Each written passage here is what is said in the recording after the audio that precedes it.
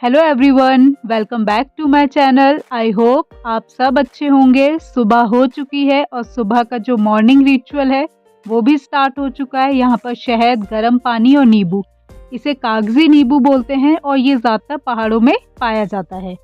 सुबह सुबह गर्म पानी हम दोनों लेते हैं, चाहे कभी कभी सिंपल भी ले लेते हैं, कभी शहद और नींबू, वेरिएशन रहता है। और यहाँ पर मैं ड्राई फ्रूट्स को रात में सोक करके रख देती हूँ, उसे भी हम मॉर्निंग में कंज्यूम करते हैं। यहाँ पर बादाम और किशमिश है और यहाँ मेरा पानी चल रहा है।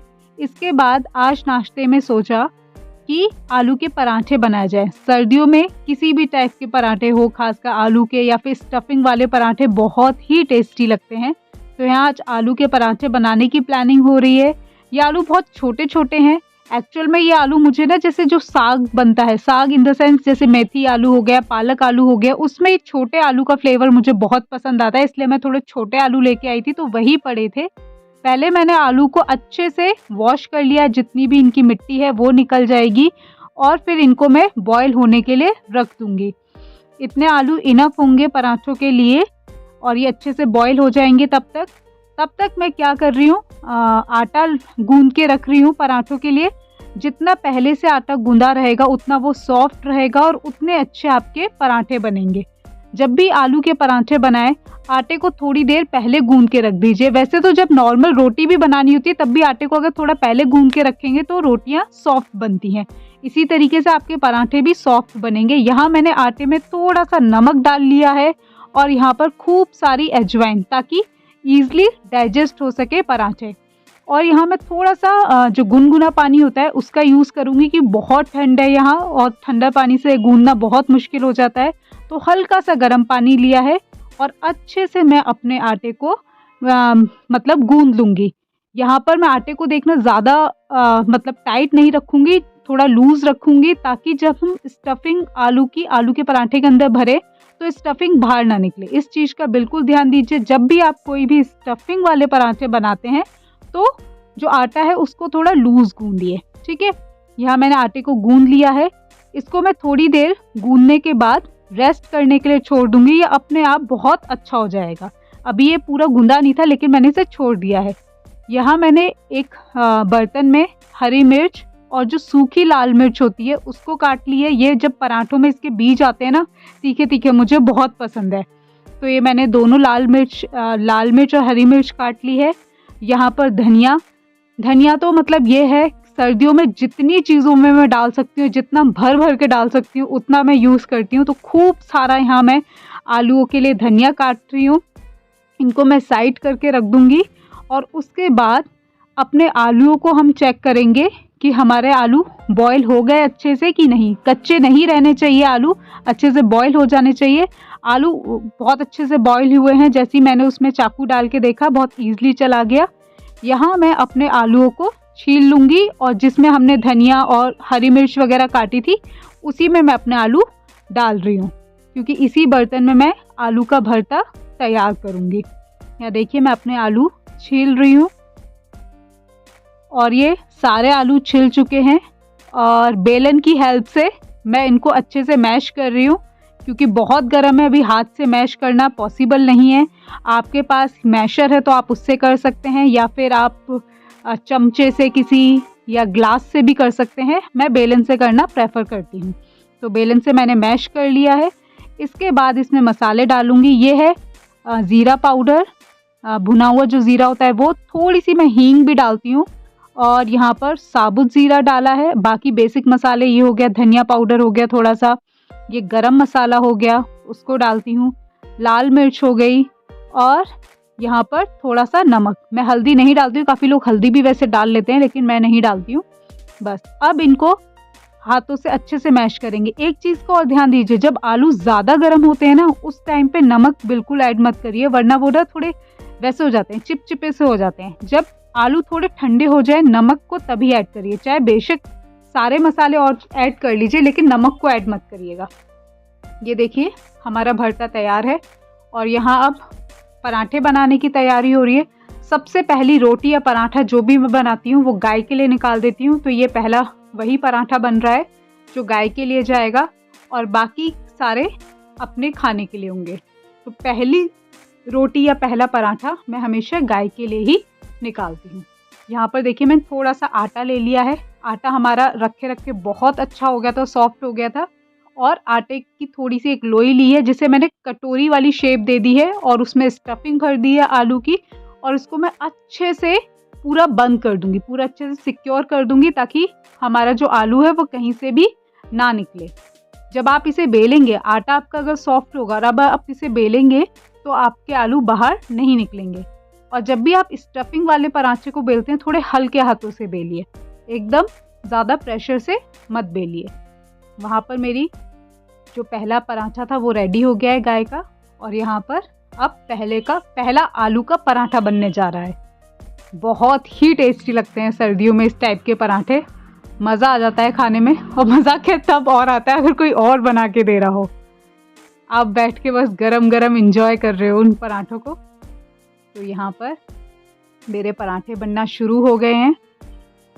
इतनी स्पीड में बन नहीं रहे थे जितनी स्पीड में इसमें दिख रहे हैं वीडियो में। ये देखिए मैंने इसको थोड़ा सा कटोरी टाइप का शेप दिया है। और मैं पराठों को देसी घी में ही सेकती हूँ। रिफाइंड मैंने बहुत बार बताया हमारे घर में यूज़ नहीं होता है बिल्कुल भी रिफाइंड किसी भी तरीके से। या तो सरसों का तेल जो मस्टर्ड ऑयल होता है हम उसे कंज्यूम करते हैं या देसी घी को कंज्यूम करते हैं। तो वो आपके ऊपर है, आपके घर में जो भी ऑयल यूज़ होता हो आप उसमें पराठे बना सकते हैं। तो यहाँ मैंने देसी घी में पराठे बनाए हैं और इसी तरीके से मैं अपने सारे पराठे रेडी कर लूँगी। ये देखिए पहला पराठा रेडी हो गया है, चाय भी रेडी हो गई है, इसको मैं दे देती हूँ और बाकी फिर मैं और पराठे रेडी करूँगी।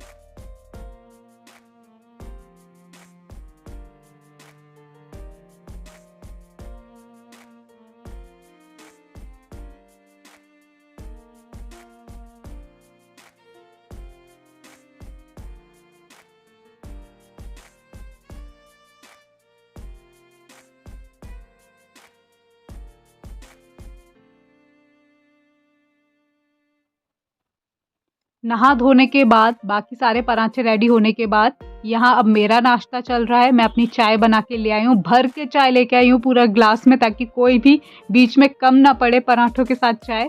और ये घर का ही अचार लेके आई थी मैं थोड़ा सा डिब्बी में भर के यहाँ पर, तो उसको मैं खा रही हूँ। आम का अचार था और पराठे, बहुत ही सेटिस्फाइंग टेस्ट था। मतलब पूरा काम निपटाने के बाद, नहाने के बाद जब आप ये खाने बैठते हो और जो फिर इतना अच्छा आपको टेस्ट मिले तो बहुत मज़ा आ जाता है।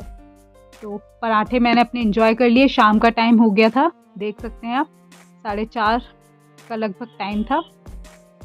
और बाहर देखिए धूप बिल्कुल जा चुकी है। सुबह से ही लगभग मौसम ऐसा ही था, धूप इतनी तेज़ थी नहीं। तो बस जैसे ही शाम होती है फिर बनती है चाय। तो यहाँ मैंने चाय रख दी थी बनने के लिए। थोड़ी थोड़ी भूख भी लग चुकी थी मैंने, क्योंकि दिन में कुछ खाया नहीं था। तो अब जाके मुझे भूख सी लगनी स्टार्ट हुई थी, तो सोचा शाम हो गई है तो चाय को ही एंजॉय करा जाए। तो यहाँ पर चाय और ये रस ले लिए। यहाँ पर मैं आपको क्लिप दिखा रही हूँ, क्लिप बहुत अच्छी होती हैं, ये एयर टाइट कर देती हैं किसी भी पैकेट को, तो आप इनको ले सकते हैं, काफ़ी अच्छी है। वरना आप रबर बैंड बाकी चीज़ें भी यूज़ कर सकते हैं, लेकिन ये मेरे को बहुत कन्वीनियंट लगती हैं इस टाइप की क्लिप्स। ये मैंने मंगा रखी हैं, ऑलमोस्ट सारे पैकेट्स में मेरे यही क्लिप्स आपको मिलेंगी। यहाँ मैंने अपनी चाय को छान लिया है, गर्मा गर्म अदरक वाली चाय है। और ये मैंने आधा आलू का पराठा और 2 रस ले लिए हैं। हल्की फुल्की सी भूख लगी हुई थी, सुबह नाश्ता हैवी हो गया था तो इतना दिन में कुछ खाने की इच्छा नहीं हुई, लेकिन इस टाइम पे हल्की सी भूख लगने लगी। और यहाँ पर मैंने कुछ कोई सीरियल या मूवी लगा ली थी, उसको मैं एंजॉय कर रही थी अपने चाय के साथ। शाम को मूंगफली खाने की इच्छा हुई तो मूंगफली देखा वो सीली हुई थी थोड़ी सी, तो मैंने यहाँ नमक डाला है और इन्हीं नमक में मैं इन मूंगफली को रोस्ट कर रही हूँ कढ़ाई में। अगर आपका भी ऐसे कुछ हो गए, मूंगफली वगैरह सील गई हैं रखे रखे, तो आप ये ट्रिक अपना सकते हैं। और ये नमक भी मेरा यूज़ का नहीं था, क्योंकि ये इस नमक को अगर मैं सब्ज़ी में डाल रही थी जब मैंने यूज़ करना स्टार्ट करा था, तो उसमें बाद में ना ऐसा लगता था कि ऐसे कुछ मिट्टी मिट्टी सी होगी। काफ़ी टाइम तक तो मुझे रियलाइज़ ही नहीं हुआ, मुझे लगा शायद मैंने सब्ज़ी ढंग से नहीं धोई है, क्या है। लेकिन बाद में पता चला कि इस नमक में ही ऐसा कुछ था, तो मैंने इसको हटा दिया है कि कुछ चीज़ कभी बेक करूँगी तब काम आ जाएगा। तो बस आज उसमें मूंगफली भूनी जा रही है उसी नमक में। आप चाहे तो बिना नमक के भी कढ़ाई में सिंपल भून सकते हैं, काम बन जाएगा आपका। और यहाँ पर मूंगफली गर्म होनी स्टार्ट हो गई थी, थोड़ा सा कलर चेंज होना भी स्टार्ट हो गया था, हल्का हल्का सा, और बहुत अच्छी लग रही थी। बीच बीच में ट्राई कर रही थी ना, तो गरम गरम मूंगफली खाने में मज़ा ही अलग आ रहा था। ये देखिए मूंगफली का कलर चेंज हो गया है, थोड़ी ब्राउनिश टाइप की हो गई है। वैसे मेरे से हल्की कुछ ज़्यादा ही ब्राउन हो गई थी, उससे पहले ही आप इसे हटा लेना। और यहाँ देखिए मैंने कितनी ट्राई कर ली उस बीच में, उसका सबूत अभी भी वहीं पड़ा हुआ है। और अब मैं गैस बंद करके मैंने मूंगफली को प्लेट में निकाल लिया है। सारी ईजिली निकल आएंगी, ऐसा कुछ नहीं है। और आपकी मूंगफली जैसी ठेली में पिलती है ना, गरम गरम लेके आते हैं घर में, तो ऑलमोस्ट वैसी ही तैयार है। और मूंगफली मुझे नमक के साथ बहुत पसंद है। और यहाँ पर मैंने आवाज़ तो वो कर दी थी, साउंड बंद कर दिया, लेकिन बहुत क्रंचीनेस थी, खाते हुए पता चल रही थी कि क्रंची हो चुकी है मूंगफली। बहुत बढ़िया बनी थी। और बस अब क्या था, जितना काम फैलाया था उसे समेटने की बारी है। इसके बाद डिनर प्रिपेयर होगा। और बस अब मैं अपना काम समेटती हूँ। और रात के लिए आई थिंक मैंने दाल भिगोई हुई थी, तो आज दाल ही बनने वाली थी। रात में कुछ हल्का फुल्का ही बनाने का मन था, दाल या खिचड़ी शायद मैंने भिगोई थी। चलिए फिर मिलते हैं अपनी नेक्स्ट वीडियो में। Till then thank you, bye bye.